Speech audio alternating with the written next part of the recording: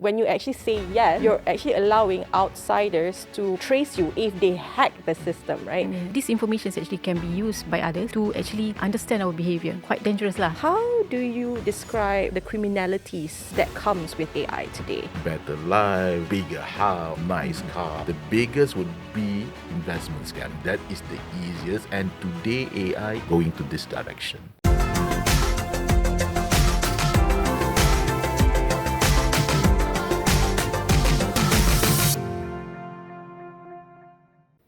Hello everyone, welcome to a special episode of Beyond the Headlines. I'm your host, Amalina Kamal.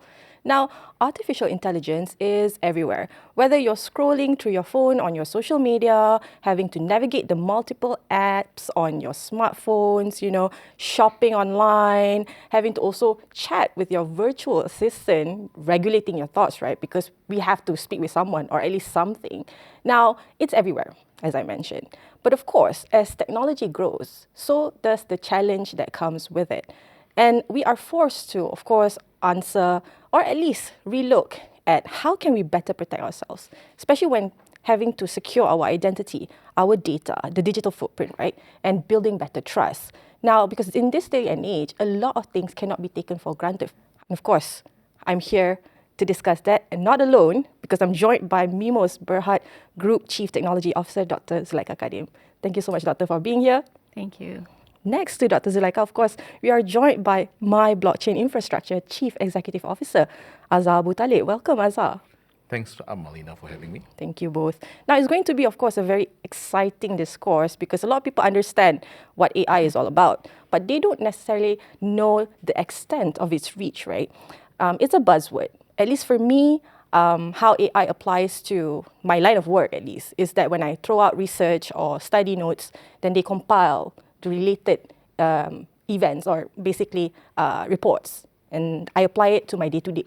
But maybe Dr. Zulaikha, you can explain the other common examples out there. Yeah, Amelina. Actually, most of us, right, already using AI every day in our daily lives without we even realizing it. So sometimes people think AI is something like robot, right? But actually in our everyday life, it's actually there. For example, like your phone. So whenever you want to unlock your phone using your fingerprint or even your face, right? That is actually AI. Behind that. And even when you type something and then your keyboard is actually predicting the next word that is going to come out, right? So that is also AI. And other apps, for example, the Waze, right? So it analyzes the traffic based on your GPS, for example, and also the public data. So they can predict the traffic and suggest us what is the best route for us. So that is also AI. So AI is something like invisible assistance for us, and it's actually making our apps even more smarter and more efficient. So yeah. Is that maybe because some examples, a lot of people do say like sometimes your phone is listening to you. Is that also AI? Sometimes like you're talking about something and then when you're searching something, suddenly like the contents that you're speaking about outside, then your phone is showing certain keywords that is similar. That's considered AI too? Yes. You know what? Because this AI is actually it can use our data. For example, like what is actually our liking, for example, right? So based on the data, they can actually suggest what are the best content for us. Even like apps, for example, the TikTok, right? Based on what you click, what you see is actually they use this data to analyze your behavior and then do the suggestion for us. To be more intuitive in that sense, right? Yes. So that there's no gaps, right? I mean, it complements the way we navigate the world. But then I do want to understand in terms of the systems at play here. Azhar, if you turn to you, in your perspective, how do you think AI has changed the way we grasp things, right? Organizations think about how to move forward, managing, securing digital information. I think let's start from the basis how we understand AI first, right? Because we're talking about security and all that. You see, AI does not come into existence by itself. It uses data to actually understand things. It's a statistical reasoning machine, right? If the source is actually not credible, right, then it becomes an issue. So I give you the easiest example, right? So NSTP. So the assumption is NSTP is actually a verified truthful source, right? So what if, let's say, a what if situation, right? It's a thought experiment, a what if situation where I'm a rich person, I'll do a media buy. right? So you're allowed to do a media buy and all that. So if I do a media buy about a non-existing event, what will happen to the AI?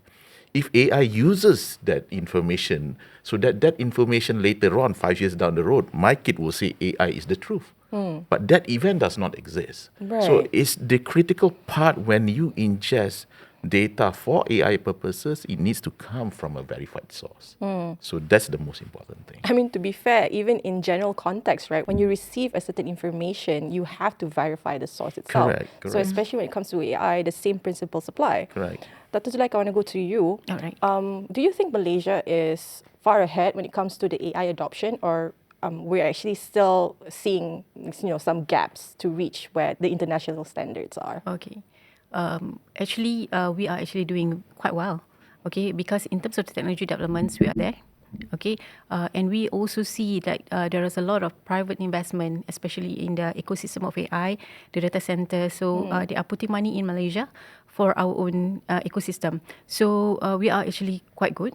But in terms of the adoptions, we are still number 2 lah. We are not leading, but we are doing quite good. When you say number 2, So we are behind Singapore. I see. And Vietnam is actually catching us up. Right.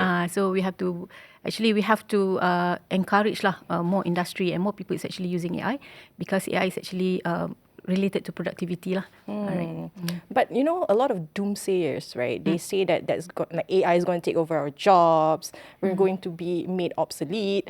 How do we, come up with like a better, like positive sort of mindset in how AI can actually complement our life and not necessarily replace us? Yeah. We go to Dr. Zulaika first, and then Alright. Azhar. Yeah, sure. Yeah. Okay, so actually the myth about the AI will replace us, right? So it's actually, I would say that it is actually not happening, because what AI does is actually AI shift our tasks. Okay, so it makes our life is actually more better, productive. So we have to actually adopt the AI, because the people who actually adopt AI will be replacing the people which is not. Right. For example, as you mentioned, right, in your line of work, right, you can do much more common tasks in a faster way, right? But what if, let's say, the person is actually not using AI as a assistant? So their task is actually going to be replaced by the people who actually very fast because of this technology lah. Okay. Azhar?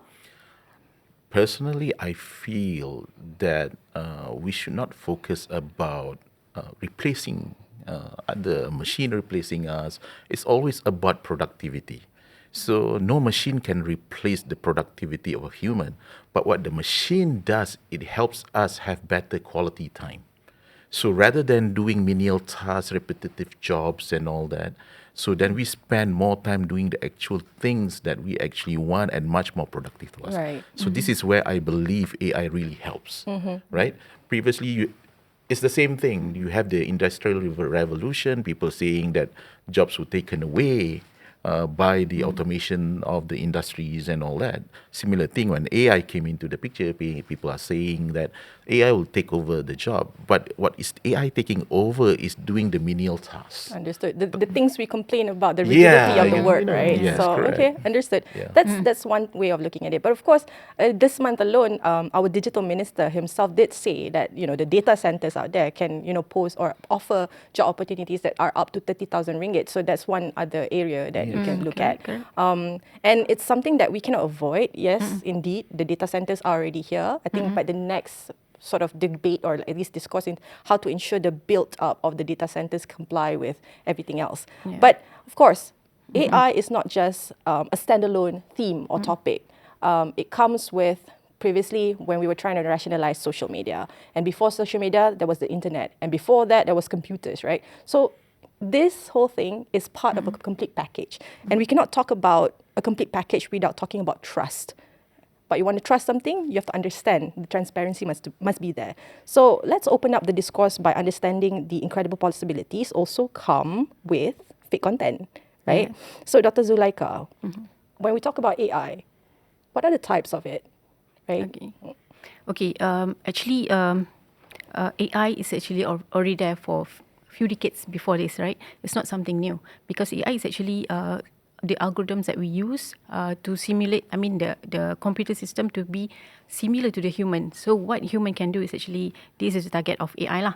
So under AI umbrella, there are a lot of what we call it as component. So one of it is actually generative AI, which is what we are dealing with currently. So by its name, generative AI is actually the AI part which is able to generate media. So it can able to generate like text, like image, video, even audio. So this is generative AI, and deepfake is actually one of the applications under the umbrella of the generative AI, whereby this generated media is actually being associated with identity, with people, right? And it can be used for good faith or good intentions or to bad intentions. So, Right. this So is some of the examples of deep fake, because I mean, what comes to mind right now is obviously like sometimes on social media I see a post that comes from one country because of the environment, but they have faces of top leaders, world leaders, or the Hollywood figures, and I'm like, and they're all together.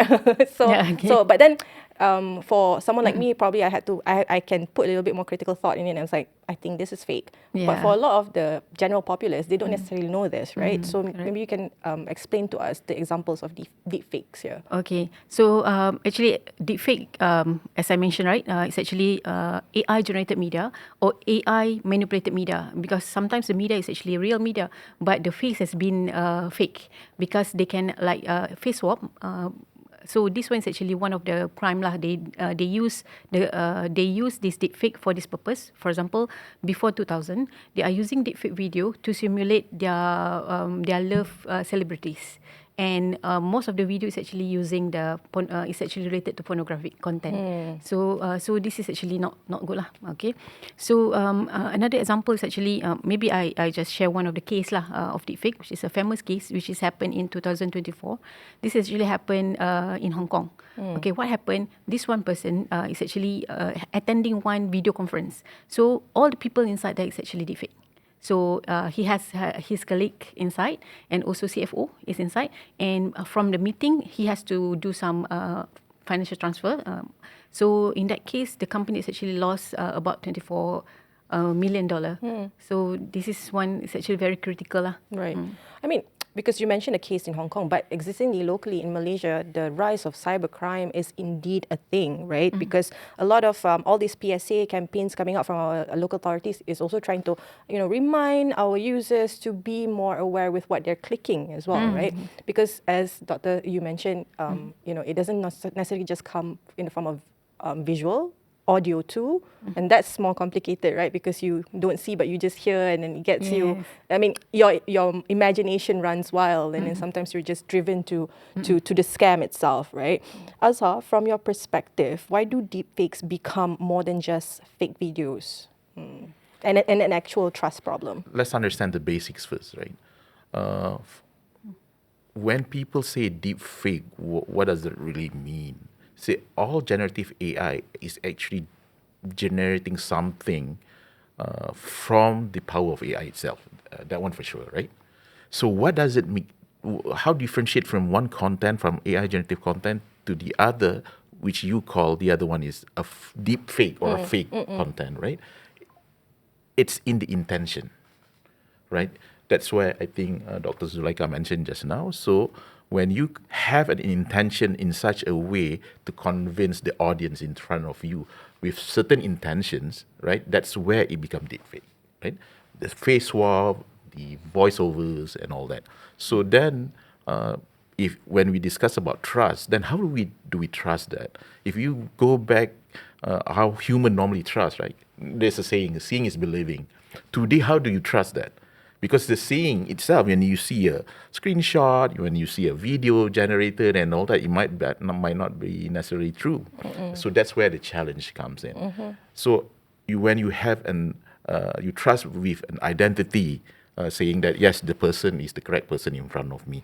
You trust in the sense that when there's a documentation being presented in front of you, the integrity or the soundness of documentation is there. Those are the basic principles. There's accountability also built in.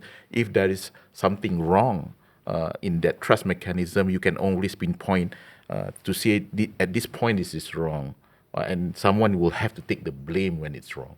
So that mechanics need to be built for the digital world also as well. Understood. But do you think like platforms or at least the infrastructures who provide these spaces need to be better accountable and take ownership at least for the Correct. contents that are spreading? Correct. So that's where we come to the point where, in today's world, right, when any type of media, NSTP is one of them, generative AI is one of them, you need to have a mode where you can trace the origin. Right? This is the origin of the need, and I know this origin is correct, especially if it's the government media and all that. I know this is the source of origin. It comes from the correct source, because why? I can identify who's the correct source is. Right. Today, that technology is there, but we don't have that kind of discipline to actually have that kind of provenance for all the media contents that we generate today. Understood. We will go into the verification process, or how to fortify that chain, right? But still on having to assess the threats here, how difficult is it? Okay, actually, the scenario is difficult and also vulnerable. Okay, because one factor is actually the tools or the AI now is actually quite advanced, and we don't, for example, to create video, right, a fake video, we doesn't have to have a studio. We just have some subscription money, or even some tools actually free, and we need to have like some sample images of the person, or maybe a clip of their audio, right, to fake the identity of this person, to create a fake video. So it's actually the technology itself is actually making this very easy to create. And then what about our personal data? For example, our image, our photo, right, our audio is everywhere on the digital platform, right? So actually the scammer can easily get our data and can fake our identity. But Doctor, in reality, a lot of people don't necessarily read through the terms and clauses before signing up for something. Yeah. Because I was Nobody also... reads Yeah, it. nobody Yes. reads it, right? And then also, like, when you download, I was told, when you download a certain app, and then there's a prompt that's saying, turn on your location. Actually, when you actually say yes, you're actually allowing outsiders to peep and trace you if they hack the system, right? Yes. So location setting for apps, correct me if I'm wrong, because I'm with experts here. Location setting for apps, even when you download, just say the setting is no, unless you're actually using it. Then Yes. okay. Is it true? I mean, are there certain tips, safety tips that we must take note of that you want to share with our audience? Yeah. Actually, for example, like the location information, right? It's very, because this information actually can be used by others to actually understand our behavior, understand our pattern. So it's actually it's quite dangerous lah.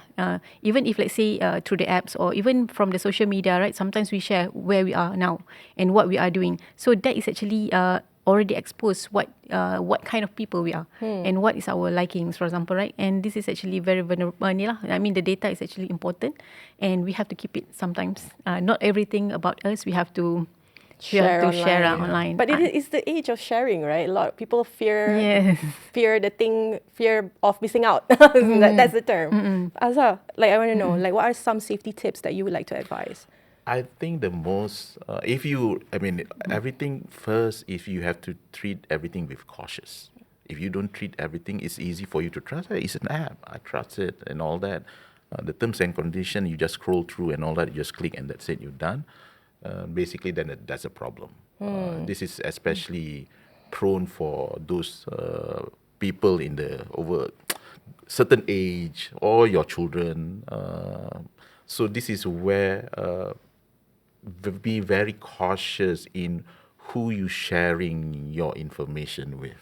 So yes, because you don't know who's the other end of it. True, because you might think that you're texting, say, your mom or your dad, Yeah. but then the phone is misplaced or something, and then Yeah. So for example, today, right, there's a lot of online scam. They claim themselves to be either enforcement officers, Shopee, Lazada, those kind of stuff. It looks like a legitimate conversation having with the other party, but you just don't know. Yeah. So you have to be very cautious. Yeah, the phishing type of messages Yes. here, right?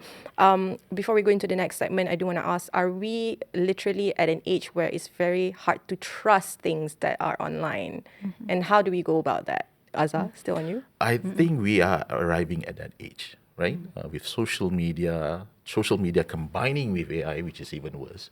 So every content generated, we just have to be very cautious of it, because you just simply don't know the intention of the other person, right? It looks fun, right? I mean, on TikTok you dance around and all that, but suddenly they say click this for something and all that, but you just don't know whether the intention is actually to grab certain information from you so that they can actually use that for any other purposes. And so, but I mean, but how do you actually put those guardrails in order to actually say this is okay, this is not okay? I think this is where education comes into play. A lot of awareness, digital awareness especially, for those exposed groups and all that.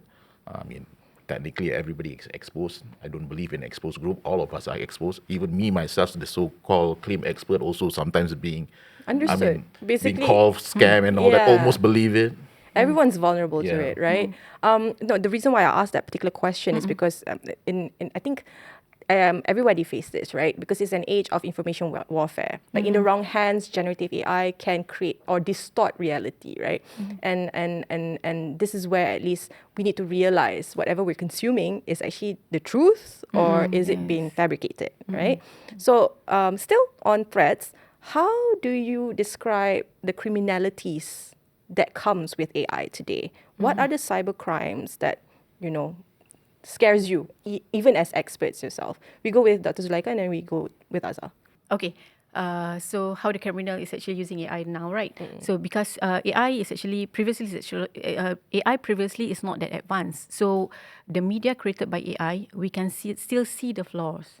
So but now AI is so advanced in the sense that they doesn't have to have like data center to create this fake content, right? So it's easily for them to create the fake content, and even they can have AI automations to understand the behavior of the people, right? So in this case, they can actually just create the scam and then I mean, anybody can just be a scammer today, right? yes, And then yes. perhaps it's more lucrative than Yeah. having to clock in 9 to 5, yes. right? And yeah, no, it's quite concerning because voice automated, phishing messages, it's honestly even the most trained person can be a victim of, right? And Azab, in terms of attacks, what concerns you the most? I think it goes back to the human nature. Goes back to human nature. One is because either all of us, we are somehow have that. I don't want to say it, but basically we are greedy by nature. So and because of that, we want to have better life, bigger house, nice cars, whatever it is, and all that. So the biggest would be investment scam. That is the easiest, and today AI is the usage of AI. In deepfake scenarios and all that, a lot of it are going to this direction, investment. So by human nature, we want better things and all that. So it's easier to say, wow, we give you extra returns, those kind of things and all that. The other part is by exploiting the nature of human, either we are lonely, that's where you have love scams, people generate deep fake AIs and all that, thinking there's a case where a lady having a conversation with some Dubai prince and all that, so those are exploiting the human nature. Either you are lonely, or say for example,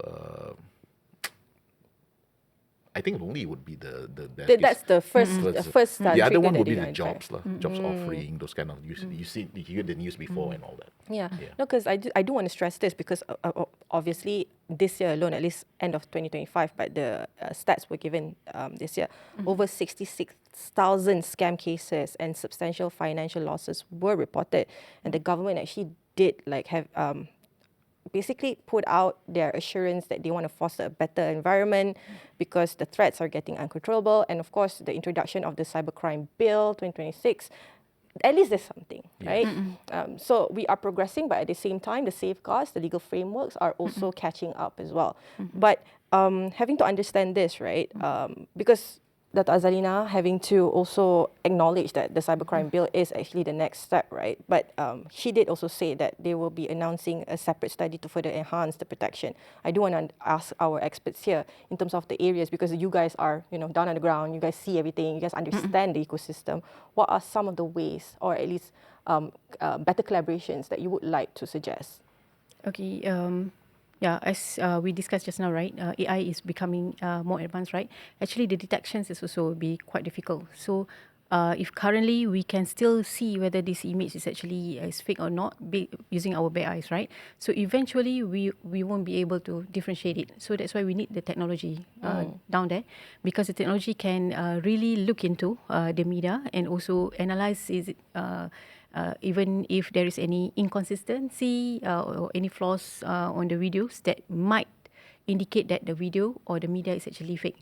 So this is what we are doing currently in MIMOS, because under RMK 13, we have been mandated by the government to conduct or to develop the technology or the solutions related to trusted intelligence. So this is including the deepfake detection and also the verifications later on. So and this technology is going to serve the public and also the industry to have like another gateway for the verification or for validations whether this is actually fake content or it's actually That's the very real interesting. I mean, you're going to be working with platform operators as well, the locally based ones, or is that through the government's introduction? You just work closely with the government and then... Yeah. Okay. Currently, we are more focusing on the technology development itself. I see. So this Okay. this program is actually a 5 years program. So the first 2 years is actually more on the development of the technology, and the next 2 years actually we are going to work with the agencies and the ministries, right, the government lah, to see how actually this technology can be used in their platform. So the integrations and so on, right? Yeah. So that we can finally we would like to see this technology is being used by the nation lah. Yeah, understood. It's like a more standardized sort of like across the board sort of application, right? Yeah, okay. yeah. Azhar? From my side, just to introduce to you, Amalina, and also to the audience as well. Basically, from one of the inception of Malaysia blockchain infrastructure, is an initiative by Ministry of Science and Technology. The idea of it, why using blockchain, why blockchain is something that is considered one of the core technology that the government is looking into, is because of the discussion that we had previously, which is data provenance. So, I mean, data provenance comes with a lot of things. We discussed in this case previously, if you break down trust into identity, authenticity, and accountability, that's where blockchain plays a major feature. So that's one of the things. And then that's the reason why the Malaysia Blockchain Infrastructure Initiative is actually being built on. Okay. So the other portion, when we say, I mean, we're talking about generative AI and all that, so that's where data provenance is also key. So hopefully, I mean, after if the audience hearing this and all that, let's work together. Like I said, we have to work together a lot. Start introducing data provenance in any type of content, whether it's AI or not. Understood. That's a first basic step. Yeah. Together, combining with what Dr. Zulaika is doing, hopefully we can prevent those mischievous deepfakes. Right. So we've talked about the threats, the need for having to look at the ecosystem, solve it through better protection. Now, when we come back, we're going to talk about how we can build that trust. So don't go anywhere.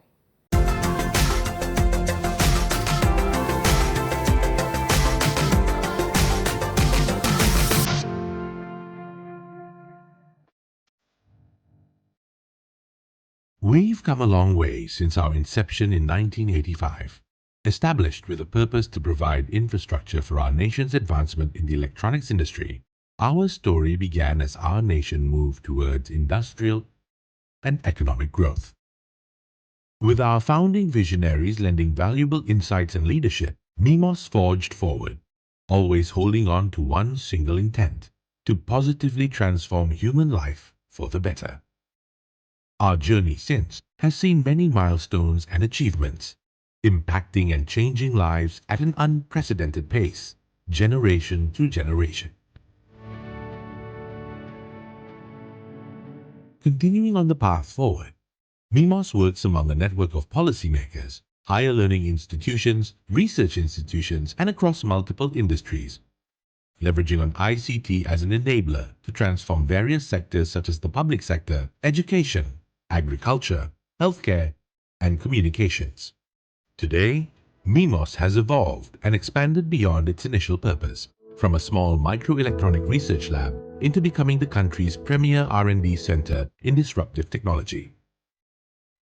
We continually transform to accelerate R&D in electrical and electronics and ICT-related technologies, putting Malaysia among the globally competitive with sustainable and high-value innovations.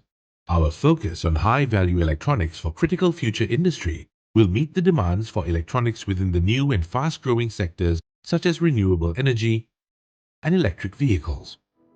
While our work in ICT will support the nation's strategic needs and multifaceted solutions involving national interest, such as national security and data-sensitive areas using technologies such as blockchain, artificial intelligence, digital identity, and data security, we constantly evolve towards the future, anticipating and creating innovations for life, making a difference in the world.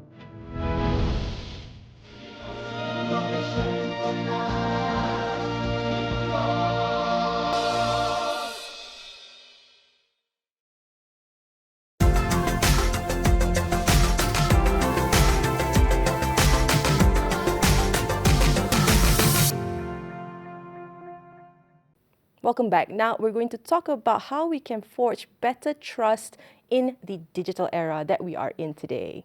Fun fact, if you don't know what blockchain is all about, just have it be presented as it's a digital sort of ledger, right? So you can trace from one source to the other. So it's different sets of blocks with chains. This is a very simplified sort of definition, but a lot of people associate blockchain just to cryptocurrency, but it has far-reaching impact, right? What are other areas when it comes to governance that they can go into, not just in finance? Okay, let me try to explain it. In a different session, I'm trying to explain blockchain so that it's easier for people to actually understand. Let's assume we have this book, right? We have this special magical book. You have a magical book, Dr. Zulaika, all of us have this magical book. And in that book, when I write something in that book, everybody sees it, right? So that is basically almost the concept of a digital ledger you mentioned just now. So when we write something, everybody sees it and everybody can verify that this is actually true. That's what blockchain is from the first basic concept. So then the usage is more. So from there, you can actually create in the popular one nowadays is digital assets, right? Use crypto stuff and all that, because what is basically crypto digital asset is just a number that is being shared and everybody can see. And you can treat that as basically as some form of quote unquote money, right? So that's one form of a ledger. Another form of a ledger is what we discussed today. Another form is, say, for example, in any credentials that you have, right? So issuing, say, for example, driving license, academic credential, financial credentials, and all that. You can use that as something that is a verifiable truth coming from a correct issuer, right? So then you don't need, say, for example, in a situation today, if I want to actually go and apply loan in a bank, the bank has to actually call other banks or have some third party to verify whether my information is correct, Accurate. right? So now you don't need, you use that ledger as the source of truth. Obviously, you don't put your actual private info on the ledger. There's a way to actually to do it so that you don't put private information on the ledger, but you can use the ledger as a verifiable truth that my information is correct, coming from the correct source of issuer.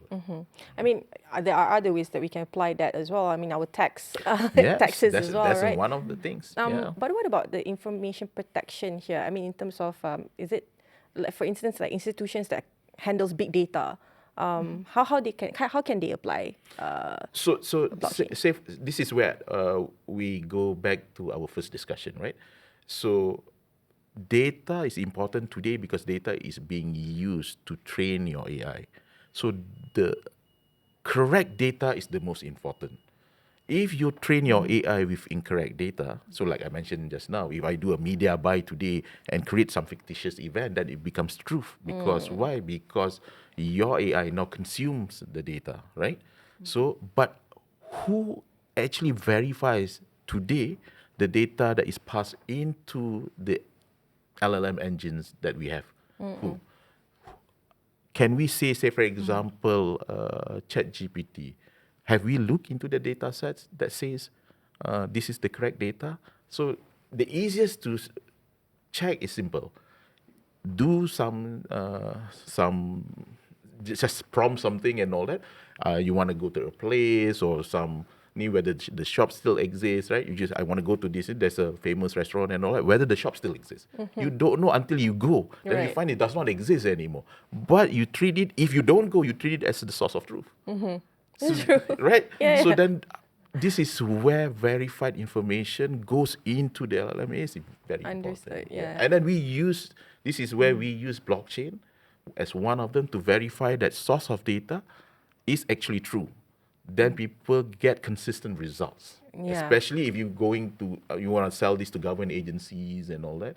You want to make sure that you always get consistent results based on a verified source of data. The footprint itself is basically documented well, lah, Yes, right? there's a trail around. Yeah. Yeah. And something that blockchain has is that in terms of securing or the assessing the information, let's say if something is being tampered, it does a peer-to-peer, I'm not too sure. The environment is also quite, the layers of vetting is quite extensive as well. Is there something that you want to share? Okay, Yeah.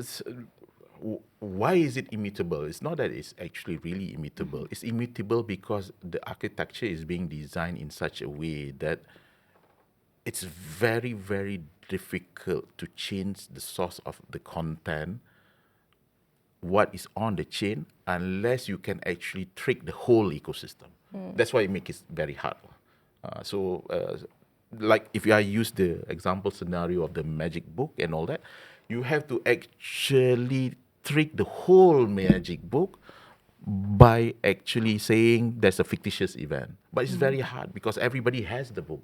And somebody will say this is actually Right or yeah, wrong, or something. right Yeah, or wrong, yeah, and yeah. all that. So- it's that's why you make it very difficult. Understood. Right. Now we go back to Dr. Zulaika. Because, Okay. I mean, understanding the blockchain requires time and at least careful attention. But thank you for the analogies. I mean, I do understand it, but I don't know how to lay it out better. Thank you, Encik Azhar. Dr. Zulaika, going back to the topic at hand, right? Having to build better trust. Why do you think it's important today? To build the trust, right? Okay. Currently, we can still believe what we see, right? Most of the things that we see is actually we can still believe lah, right? But at one point we will reach the point whereby a lot of things that we see, most of the things that we see is actually cannot be believed. So that is actually trust important lah at that moment, because there's questions at that point is actually whether this media is actually true or not. Okay, because if everything that we see we can't believe, right? Actually, nobody is going to trust the digital economy lah. For example, right? Even if let's say you want to open your bank accounts, you have to be present in the bank because they have to verify you, the actual person, because yeah.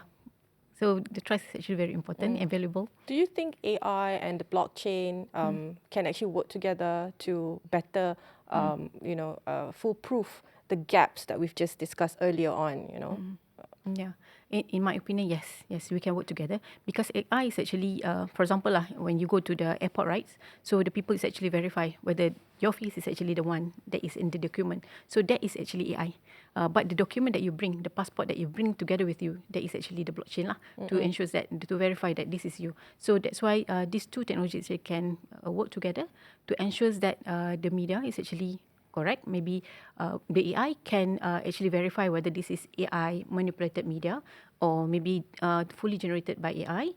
But we still need to know where is the source of this media, who actually created it, and whether from the creation until it reach our hands, whether is there any modifications The happen. tampering aspect, So right? that is the blockchain lah. Yeah, so the blockchain actually provides you with that. It's like Yes. basically you want to go to investigate, you turn to the blockchain, because Yes. everything's ledgered in that sense. Yeah. Azhar, AI and blockchain having to work together. I think Dr. Zulaikha has talked about the opportunities, right? But perhaps macam future, moving ahead, like what's the next level of collaboration then?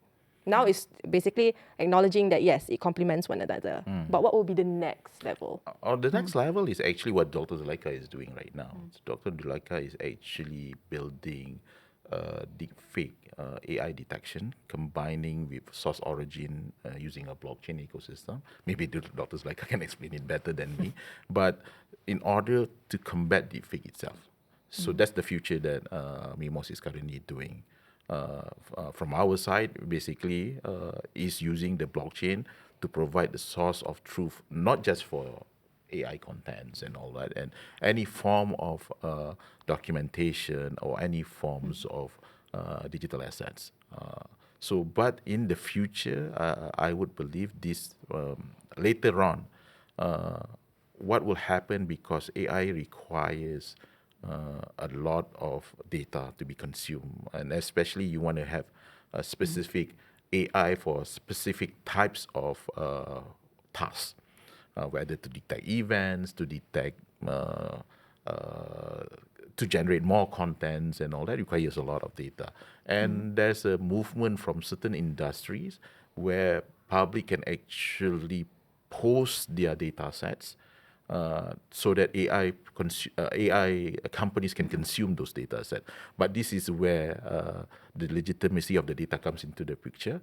So what I'm seeing is all these people are using blockchain to create that source of origin, so that you know this is a verified data. It comes from correct sources, so that the LLM providers can consume it safely and know that their LLM engine will not be biased for certain things. The democratization Yes, of this is where the I feel the technology future is itself. actually going into. Yeah. When we talk about innovation, right, there's the idea of control there. Again, doomsayers will be saying that can we? I mean, is everything rose tinted? Like, so what are some of the how do I say, like, risk factor do we need to think about before we jump on every opportunity? At least, as you mentioned, because like a lot of us now are prone to scams, right? But we want to adopt blockchain as part of the security measure, but how do we start? Where do we start? So the responsibility, does it lie on the user, the developer, or is it the government? Azhar? It lies. I mean, like I mentioned, this is a community effort. The government can actually do certain things. I mean, they already started with actually laying with the eggs and all that. Like us and an entity that does R&D and all that. So they actually develop more technologies trying to combat this thing. But at one point, everybody has to play a role. So we do not want to end up like I'll give an analogy, the way we are actually the way we are currently in a situation with the social media's company, right? So at one point, we do not take enough measures for social media. We just let it run through and all that. Our kids are so used to it. But today, the government is trying to wrestle back control. Yeah, I mean, in the form of under 16. Under 16, those kind of things and all that, probably more on other things. So if we just let AI run by itself and all that, then we're going to have problem to wrestle it back. Because everybody, I mean, younger generation, they're going to be so used to AI and all that, wrestle control back from them is not that easy. So we have to start now in terms of how we want to approach AI, because why? Like I mentioned, scam is one thing. At least we can try to do something. But AI itself will be the source of truth. And once AI is the source of truth, then if you introduce bias in AI, that will actually influence our younger generation. Because why? Because we are not so concerned about what AI consumes. Any form of content that is going to be spit out by the AI itself from the younger generation, they say it's the truth, then it's hard going to combat that. But Azhar, okay, still on you because you're talking about how this is real world examples, Yeah. right? Innovation versus control here, and then you've got other like some divide having to say that, oh, you're basically limiting our freedom of access in that sense, but it's actually not that, because the bigger implication is something very grim, like for instance, they're exposed to maybe predators online that they don't know, ataupun other scam opportunities, right? And some of these users are youngsters, because we're talking about the social media assessment. But in your like industry level perspective, at least as in the corporate line, right? Do you think enough clarity is given when it comes to the authority aspect, the advisory role, at least with players such as you in the industry? Are you given enough platform to say there's something wrong with the landscape? I think the platform is given. It's just that the collaboration might not be there yet in terms of how we can actually work with everybody. See, because why? Because I take the easiest example because I mentioned social media previously, right? So because the social media is actually a giant industry by itself, right? So in order for you to say, okay, I want to actually have certain controls, how would that happen? Because they are not just looking at Malaysia, they are looking at the whole world. Right. Right? So which is the same. So let's say, for example, today is deepfake is an issue and all that. MIMOS is actually building the technology around it. So if we want to actually say to the AI entities out there, which is big giants by themselves, let's adopt these for any AI generated content, how would we enforce that? Which is very difficult. That is where if we don't start now and start having that conversation, it will be difficult later on to Right. actually put it in control. Dr. Zulaika, do you think we are playing catch up at least? Are the conversations, or at least the law itself or the enforcement aspect, is it up to date with where the technology is at? Yeah, in terms of the policy, we are actually catching up by the introduction of the bills, right? And in terms of the technology, yeah, we are also trying to catch up because we are not actually to depend only on the foreign technology. So we have to catch up in terms of the technology, whereby we have local talents to develop our own platform, the technology that be able, for example, like to detect the deepfake content and so on. Yeah. I think that's very groundbreaking first. Congratulations to BMOS, of course, having to develop this sort of, people would say it as altruistic, right? Because not a lot of industry players would want to develop this, right? Safety is something that's not necessarily seen as lucrative, but I think a lot of people, actually, especially parents or those who are on the side of having to look at the criminalities of things, right? People getting scammed and all that. They want this to be done. Yeah. It's having to clear the cloud and having to pass through and say that this is the way to go.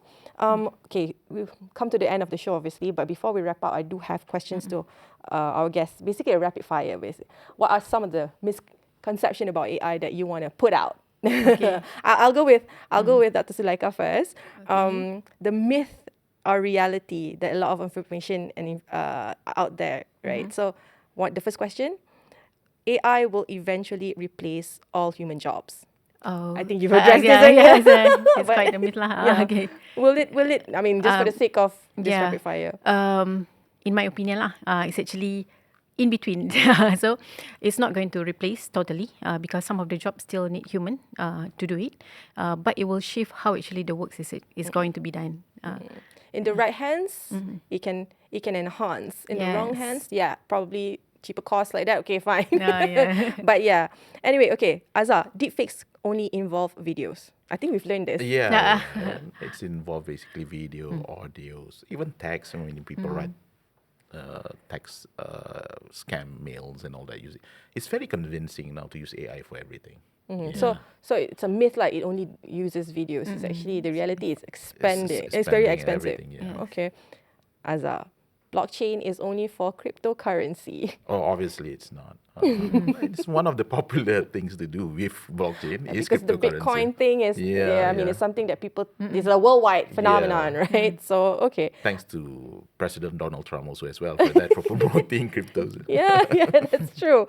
Okay, Dr. Zuleika, AI generated content is always harmful. Myth or reality? Yeah, it's a myth lah, because sometimes it's actually for good intentions. So, for example, it's actually can benefit the education industry. It's also can benefit the media industry, right? Because we can use the deepfake technology itself to create something that is not real, but it's actually something that we want to deliver the useful informations or even the correct informations. Yeah. True. Okay, voice cloning, Dr. Zuleika. Voice cloning requires only seconds of audio. Yes, that is reality now, right? Seconds, what? Like 1 second, 2 seconds? 2 to 5 seconds is actually just enough. God. And the technology that goes behind it, Uh, how complicated is it? Yes, it's actually quite easy. Really? Yeah, and as I said just before this, it's actually we doesn't have to have a studio to do the voice cloning. We just pay some amount of money Subscription, for the subscription. We don't have to prepare our GPU, so it's very easy to create. Okay. Question to Azhar. Technology alone can solve misinformation problems. Also, half of it requires a lot of collaboration, especially awareness, training, digital literacy, another part of it also as well. So I would want to ask one last question here, right? A lot of people throw this out. When you have your digital footprint out there, it's impossible to remove. Is it myth or reality, Dr. Zuleika? Okay, in my opinion, right, our digital footprint that we already put it on digital media or digital platform, right, can be removed if nobody is actually download it or put it somewhere that we can't reach. But if let's say the digital footprint already been downloaded to somewhere that we cannot reach, so it cannot be removed lah. So it's actually quite dangerous for whatever you share. Something to think about. Yeah. Any advice from Azhar with that? Because Okay, let me answer that, because let me rephrase that question again so it becomes more clearer, right? So when we say in the context of digital footprint that Amalina has mentioned just now, so me having a profile, I post whatever it is on my social media and all that. So what, if I'm not mistaken, is today the practice is, it's more if you decided that you want to opt out of the social media. This is something to do with the GDPR rules in the Europe and all that, especially because they need to actually be following that regulation. Is the moment you start to actually exit, then by right they have to remove whatever content that you have on that platform. Regulated then. Okay, this is from the social media perspective. If I take it from the context of blockchain, right? Blockchain, whether you put an actual content or the proof of that content, it exists as long as the blockchain exists. If the blockchain exists until the end of time, then it will exist until the end of time. It will never go away. That's part of being in a chain. okay. So you cannot just simply erase it like that. And that's part of the security That's part of the security advantage features of it lah, yeah. blockchain itself. Yeah, of That is course. why blockchain is being used in this kind of ecosystem. We want really Better good, protection, secure security. data not lost. Yes. Understood. Yeah. All right. All right. Thank you. Well, to our audience at home, I think we've gathered a lot of information here, and the summary, what we can take away from this is that, I mean, AI will continue to generate. The systems at B will continue to evolve. They will be here. They won't be going anywhere. But it's the next question is that how can we work together in a chain, having to verify one another, check and balance one another to provide better ecosystem, right? And of course, when we talk about this ecosystem, right, the cybersecurity frameworks need to take into account the suggestions or recommendations from industry players themselves, right? Because otherwise, what are you building the framework on? What is it based on, right?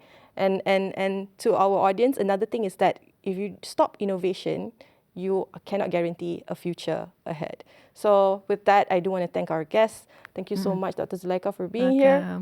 And Azhar, thank you so much for Thanks being for here as well. having me again. Don't forget to like, comment, and subscribe. Don't forget to also turn on the notification bell if you haven't already. You'll not only get NSE Beyond the Headlines special update, other NSE Online's news reports will be delivered to you. Follow us everywhere. We're on our socials, Facebook, Instagram, X, TikTok, as well as Threads. My name is Amaina Kamal, and we'll see you next time.